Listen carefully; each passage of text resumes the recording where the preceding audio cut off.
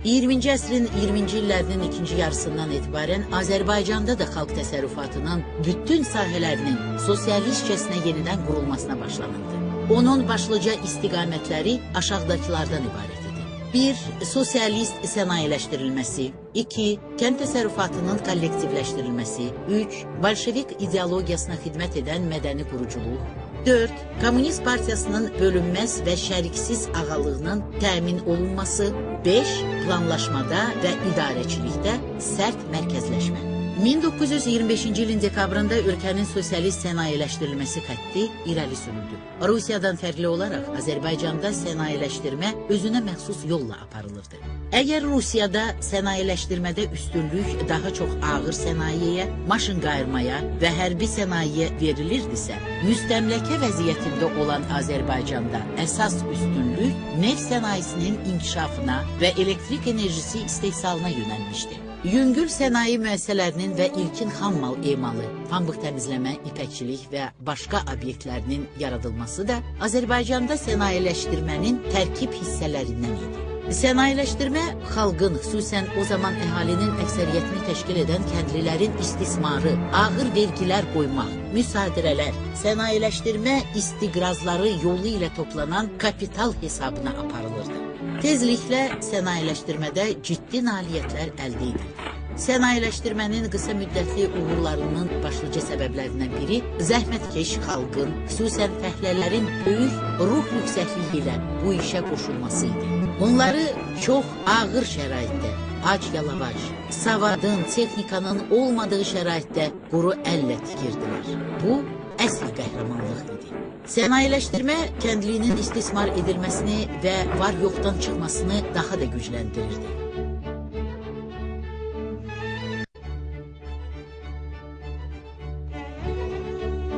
SSR-nin yeganə duru yanacaq neft bazası olan Bakı da öz növbəsində Sovet sənayeləşdirməsinin həyata keçirilməsində fəal iştirak etmişdi.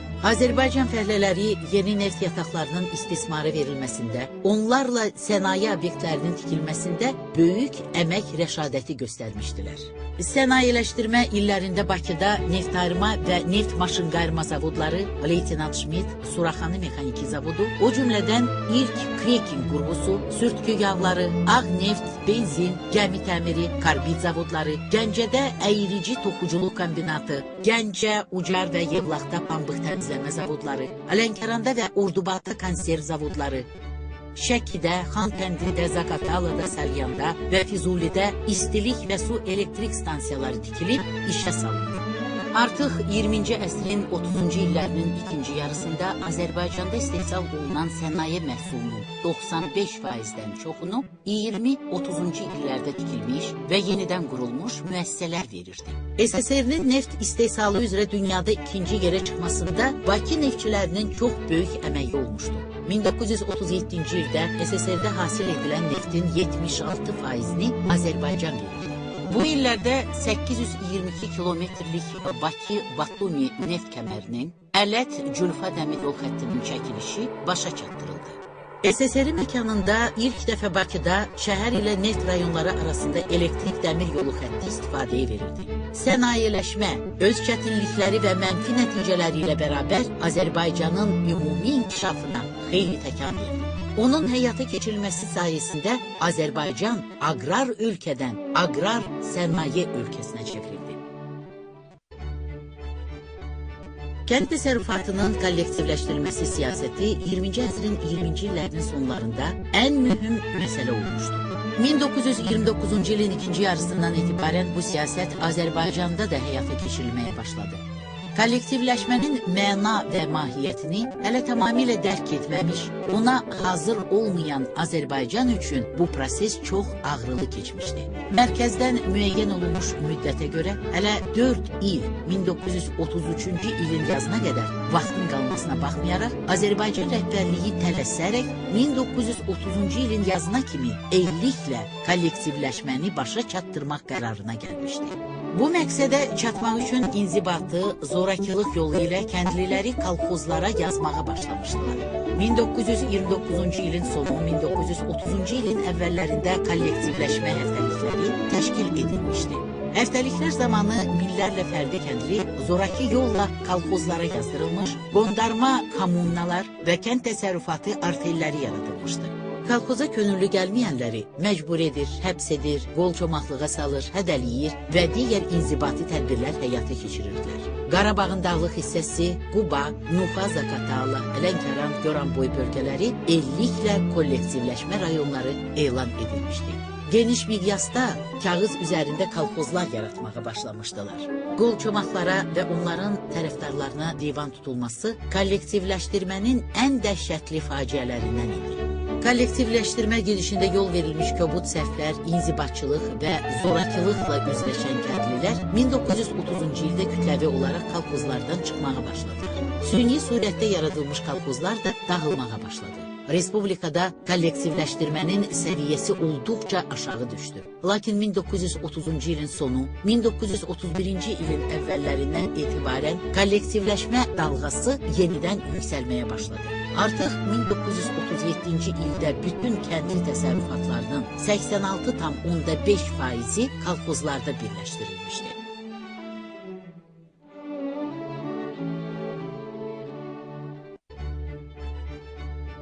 Kolxoz quruculuğunda yol verilən əyintilər və səhvlər, zorakılıq və inzibatçılıq, qol çomaqlara, varlı və ortabab kəndlilərə qarşı çevrilmiş kobud, qeyri-insani tədbirlər kəndlilərin kütləvi narazılıqlarına səbəb olurdu. 1930-cu ilin birinci yarısında Nuxa Zaqatala mahalında, Naxçıvan Muxtar Sovet Sosialist Respublikasının Keçili kəndində, Xızı dairəsinin Ağdərə kəndində, Şəmkirin Bitdili kəndində, Cəbrayıl qəzasının Sirik kəndində və başqa yerlərdə kəndli üsyanları baş vermişdi. Nuxada 1930-cu il aprelin 13-dən 16-sına dək davam edən kəndli üsyanı da hökumətin cəza dəstələri tərəfindən qan içində boğuldu. Üsyana rəhbərlik edən Nuxanın hərbi komissarı Bəhram bəy Nəbiyev Sovet hərbi hissələri ilə döyüşdə qəhrəmanlıqla həlak oldu. Ermənistan SSR-də isə bu proses tamamilə başqa məcrada gedirdi. Daşnaq bolşeviklərdən ibarət Ermənistan rəhbərliyi kollektivləşmədən Azərbaycan türklərinə qarşı bir repressiya vasitəsi kimi istifadə edir, nüfuzlu, sözü keçən el ağsaqqallarına divan tuturdu. Bu cür siyasət 1931-ci ildə Vedibasar bölgəsində Kərbəlayı İsmailin, Göyçə bölgəsində isə Qaçaq Cəmilin başçılığı ilə güclü xalq hərəkatının başlanmasına səbəb oldu. Təkcə 1931-ci ildə kollektivləşdirməyə qarşı çıxan 132 qaçaq dəstəsi fəaliyyət göstərmişdi. Kollektivləşmənin 4 ilində ona qarşı 400-dən çox silahlı qaçaq dəstəsi mübarizə aparmışdı. Kolxoz quruluşunun sosial-iqtisadi cəhətdən də qüsurları var idi. Əvvəla, o, sanki çarizmin ənənəvi təhkimçilik qayda-qanunlarının bərpası demək idi. Belə ki, 1950-ci illərin sonuna kimi pasportu olmayan kolxozçu icazəsiz mənsub olduğu kolxozun hüdudlarından kənara gedə bilməzdi və ya istədiyi təsərrüfata keçmək hüququ da yox idi. İkinci, kolxozlar sanki əmək düşərgələrini xatırladırdı. Kolxoz quruluşu, kolxoz üzvlərinin maddi marağını məhv edən, insan şəxsiyyətini alçaldan sosial-iqtisadi və inzibati sistem idi. Sovet rejimi yarandığı vaxtdan diktatura tipli quruluş olmuşdu. Təsadüfi deyildi ki, o, proletariat diktaturası adlandırılırdı. Bolşevizmin ideyaları və fəaliyyəti əsasında meydana gələn bu rejim zaman-zaman onun əsrinə çevrilmişdi. 20-ci əsrin 20-ci illərinin əvvəllərində mövcud olan az-çox demokratik ab-hava getdikcə yox olmağa başladı. Planlaşma və idarəçilikdə sərt mərkəzləşmə prinsipinə keçildi. Sovet orqanları və digər ictimai qurumlar partiya iradəsinin icraçıları oldular. Komünist partiyası artıq cəmiyyətin əvəz edilməz rəhbərinə, ilham vericisi və təşkilatçısına çevrildi. Ölkədə qanunlar deyil, partiya qərarları işləyirdi.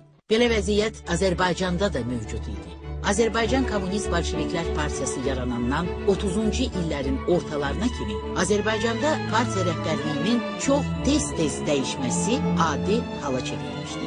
Ona əvvəllər Nanishvili, Stasova, Dumbadze, Kaminski başçılıq etmişdi. 1921-1926-cı illərdə Azərbaycan Kommunist Bolşeviklər Partiyasına başçılıq etmiş Kirov, Azərbaycan xalqına qarşı törədilmiş cinayətlərin başında durmuşdu.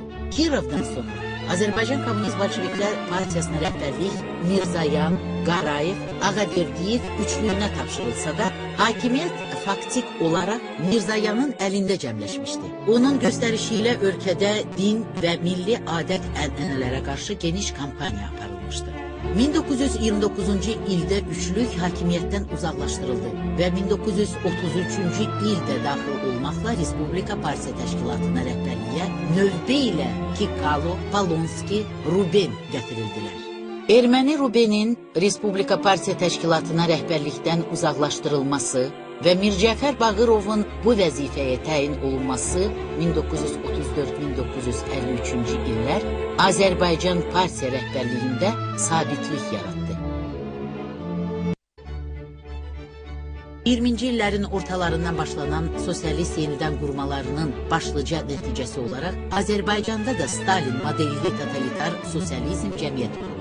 İstehsal vasitələri ictimai mülkiyyət adı ilə dövlətin əlində cəmləşdi. Respublika əhalisinin sosial tərkibində əsaslı dəyişikliklər baş verdi. Ölkədə ancaq fəhlələr, kolxozçu kəndlilər və onların arasından çıxmış ziyalılar qaldılar. Bütövlükdə əhalinin 86%-i dövlət sosializm təsərrüfatında əhatə olunmuşdu. Totalitar sosializm cəmiyyətinin qurulması ilə Azərbaycanda da heç kimin özününkü saymadığı mülkiyyətsizlik yarandı, bazar iqtisadiyyatına son qoyuldu, xalqda bərabərçilik psixologiyası formalaşdırılmağa başladı. Xalq, dövlətin, yuxarıların istək və tələblərini yerinə yetirmək naminə sədaqətlə işləyən kütləyə çevrildi. Bütün bunlar SSR-nin 1936-cı il dekabrın 5-də qəbul olunmuş yeni konstitusiyasında təsbit olundu. Yeni konstitusiyaya görə Azərbaycanın da daxil olduğu Zaqafqaziya Federasiyası ləğv olundu. Azərbaycan birbaşa SSR-i tərkibinə daxil edildi. SSR-nin yeni konstitusiyası əsasında 1937-ci il martın 10-da Azərbaycan SSR-in yeni konstitusiyası qəbul olundu. Konstitusiyada Azərbaycan vətəndaşlarına formal olsa da geniş hüquqlar və demokratik azadlıqlar verildiyi təsbit olunmuşdu. Özünü dünyada ən demokratik, ən azad dövlət, ən humanist cəmiyyət kimi təbliğ edən bir ölkədə hər an insan haqları və azadlıqları pozulmağa, doğma vətəndaşları ilə qeyri-insani şəkildə rəftar edilməyə başlandı. Kütləvi repressiyalar təşkil olundu. Azərbaycan xalqı özünün yüksək milli intellektuallığa malik ən yaxşı oğlan və qızlarının 2, bəlkə də 3 nəslini itirdi. 1937-ci ildə xalqa xəyanətdə, əks-inqilabi və casusluq fəaliyyətində təqsirləndirilən bir qrup partiya rəhbərləri, o cümlədən Ruhullah Axundov, Əli Heydər Qarayev, Sultan Məcid Əfəndiyev, Qəzənfər Musabəyov, Dadaş Bunyadzadə mühakimə olunub güllələndilər. Azərbaycan diviziyasının Qambay Vəzirov, Cabir Əliyev, Cəmşid Naxçıvanski kimi istedadlı komandirləri də qanlı repressiyaların qurbanı oldular. Təkcə 1937-ci ildə Azərbaycanda 29 min xalq düşməni güllələndi və ya Sibirə sürgün edildi. 1937-ci ildə İsmayıllı, Əli Bayramlı, Cəbrayıl, Astraxanbazar, indiki Cəllabad, Qonaqkən və başqa rayonlarda keçirilmiş gecə əməliyyatları nəticəsində 70 min adam həbs olunaraq sürgün olundu. 3 mindən çox adam məhv edildi. 1937-1938-ci illərdə Azərbaycanın məşhur ziyalılarından Hüseyn Cavid, Mikayıl Müşfiq, Əli Nəzmi, Əhməd Cavad, Tağı Şahbazi, Salman Mümtaz, Seyid Hüseyn, Böyüyağa Talıblı, Hacı Kərim Sanıllı, Əli Razi, Bəkir Çobanzadə, Abbas Mirzə Şərifzadə, Ülvi Rəcəb və minlərlə başqaları repressiya qurbanları oldular. Kütləvi repressiyaların təşkilində türklərin genetik düşmənləri olan ermənilər, xüsusən daxili işlər orqanlarında rəhbər vəzifə tutan Sumbatov, Tapuridze, Qriqoryan, Markaryan, Yemiryanov, Barşov və başqaları mühüm rol oynamışdılar. Bu illərdə repressiyanın tuğyan etdiyi Azərbaycanın 51 rayonundan 31-nin Xalq Daxili İşlər Komissarlığının rayon şöbələrinin rəisləri erməni millətindən olanlar idi. 1938-1940-cı illərdə Azərbaycan üçün çox dəhşətli nəticələrə gətirən hadisələrdən biri də vaxtilə kəsbkarlıq üçün Azərbaycanın cənub hissəsindən baş götürüb şimala gələn soydaşlarımızın zorla deportasiya olunması idi. Deportasiya olunanlar İranda da yaxşı qarşılanmamışdılar. 20-ci əsrin 20-30-cu illərində minlərlə adam siyasi motivlər üzündən xaricə getməyə məcbur olmuşdu. Onların əksəriyyəti 1920-ci il aprel işğalından sonra dəhşətli kollektivləşmə illəri və 1937-1940-cı illərdəki kütləvi repressiyalar zamanı xaricə pənah aparmışdılar. Hələ 1919-cu ildə başda Topçubaşov olmaqla Paris Sülh Konfransına göndərilmiş Azərbaycan nümayəndə heyətinin üzvləri Mir Yaqub Mehdiyev, Hacıbəyli, Məhəmməd Məhərrəmov, Əkbərağa Şeyxülislamov, Abbas Atamalıbəyov Avropada qalmışdılar. Təqribi hesablamalara görə 2-ci Dünya müharibəsi başlayana kimi müəyyən vaxtlarda Azərbaycandan 50 mindən çox siyasi mühacir olmuşdu. Bu mühacirlərdən çoxu Türkiyədə məskunlaşmışdı. Rəsulzadə bura gəldikdən sonra Azərbaycan siyasi mühacirətinin təşkilatlanması və fəaliyyəti güclənmişdi. Onun təşəbbüsü ilə 1923-cü ilin əvvəllərində Musavat Partiyasının xarici bürosu yaradılmışdı. Onun işində Xəlil bəy Xasməmmədov və Mirzə Sadıq Axundzadə fəal iştirak etmişdilər. Rəsulzadə bütün siyasi mühacirləri birləşdirmək məqsədi ilə 1924-cü ildə İstanbulda gizli fəaliyyət göstərən Azərbaycan Milli Mərkəzini yaratmışdı. Mərkəzin sədri Rəsulzadə seçilmişdi. Azərbaycan mühacirləri Avropada fəaliyyət göstərmək məqsədi ilə 1924-cü ildə Azərbaycan İstiqlal Komitəsi təşkilatını yaratmışdılar. Azərbaycan siyasi mühacirləri müstəqillik ideyalarını təbliğ etmək, yaymaq üçün müxtəlif vaxtlarda Yeni Qafqaziya 1927, Azəri Türk 1928, Odlu Yurt 1929-1931, Azərbaycan Yurt Bilgisi məcmuələrini dərc etdirmişdilər. Onların başlıca amalı Azərbaycanın müstəqilliyini bərpa etmək, vahid müstəqil Azərbaycan yaratmaq idi. Sovet cəmiyyətinin yaradılmasında təhsil mühüm yer tuturdu. Savadlı adamlara çox ehtiyac duyulurdu.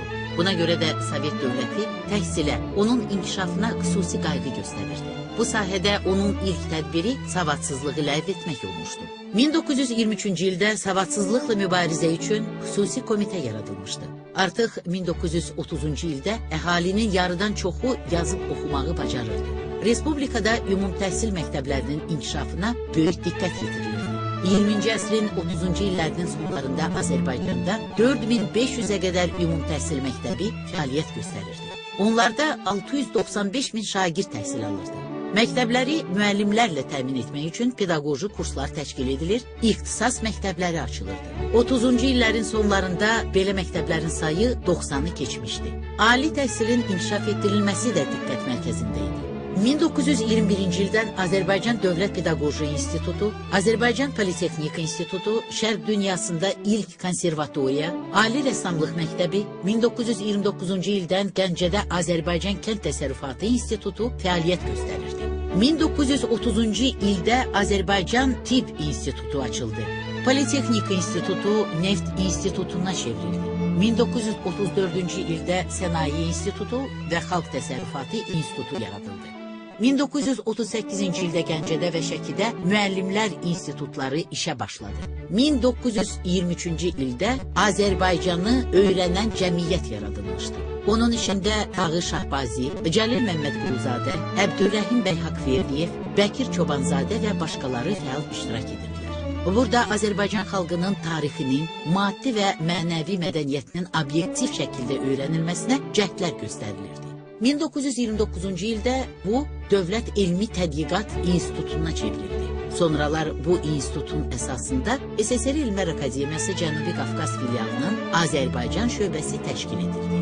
1935-ci ildə bu şöbə SSR Elmlər Akademiyasının Azərbaycan filialına çevrildi. 1922-ci ildə Azərbaycan Arxeologiya Cəmiyyəti təşkil edildi. 1923-cü ildə bu cəmiyyət Arxeologiya Komitəsinə, 1927-ci ildə isə Tarix, İncəsənət və Təbiət Abidələrinin Mühafizəsi Komitəsinə çevrildi. Bu dövrdə Respublikada arxeoloji qazıntılar aparılır. Qədim mədəniyyət nümunələri aşkar edilirdi. Xocalı, Gədəbəy, Yaloylu Təpə, Qızılvəng arxeoloji mədəniyyətləri bu qəbilədən idilər.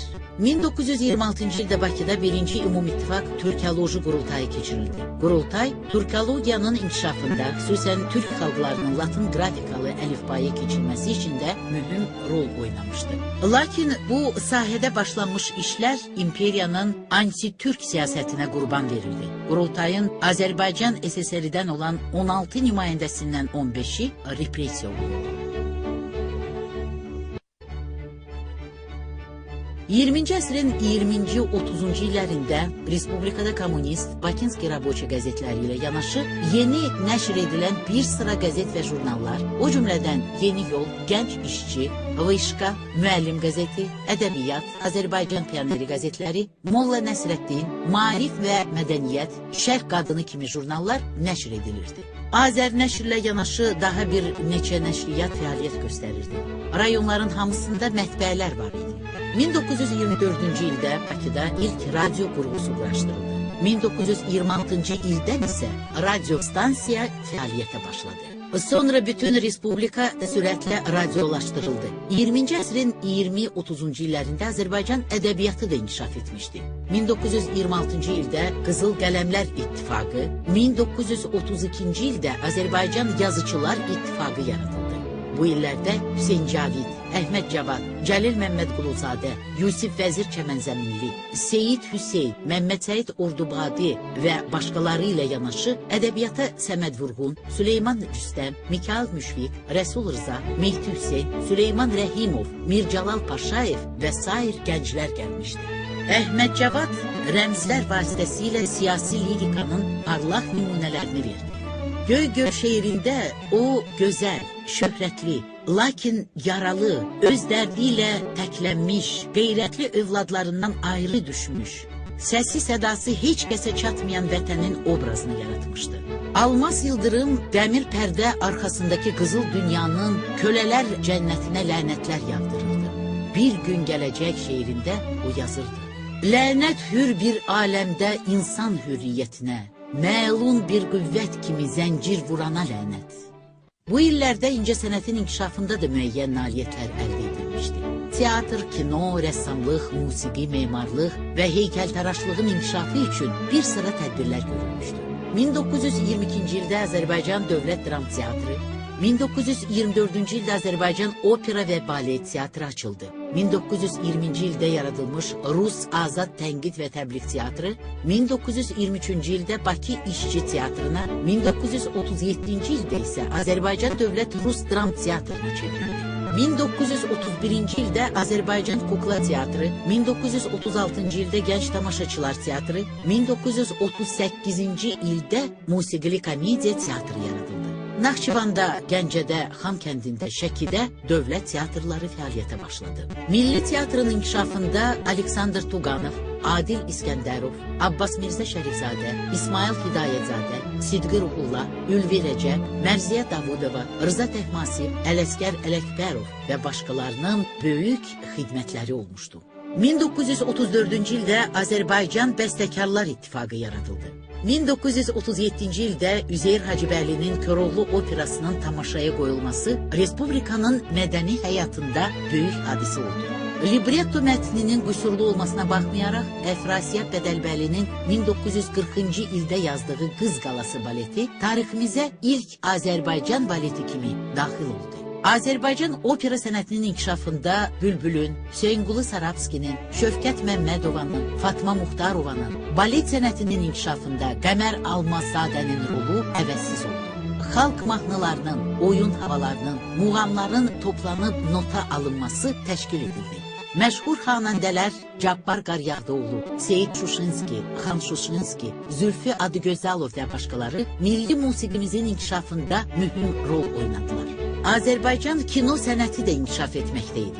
1926-cı ildə kinostudiya yaradıldı. 1924-1938-ci illərdə Qız Qalası əfsanəsi, Bismillah, Yılan Qızı, Hacı Qara, Sevil, Almaz, Mavi Dəniz sahilində ilk səsli film, Bakılılar və sair filmlər çəkilib ekranlara buraxıldı. Bu dövrdə Azərbaycanda yeni rəssamlıq məktəbləri formalaşırdı. 1932-ci ildə Azərbaycan Rəssamlar İttifaqı yaradıldı. Bəhruz Kəngərli, Əzim Əzimzadə, Rüstəm Mustafayev bu dövrün məşhur rəssamları idilər. Əzim Əzimzadənin 20-ci əsrin 30-cu illərində yaratdığı köhnə Bakı tipləri, satirik rəsmləri gözəl sənətkarlıq nümunələridir. Bu illərin ən faciəvi hadisələrindən biri Azərbaycanda tez-tez əlifbanın dəyişdirilməsi olmuşdur. Heç bir zərurət olmadan 1929-cu ildə ərəb qrafikalı əlifbadan Latın qrafikalı, 1939-cu ilin sonundan isə Kiril qrafikalı əlifbaya keçildi.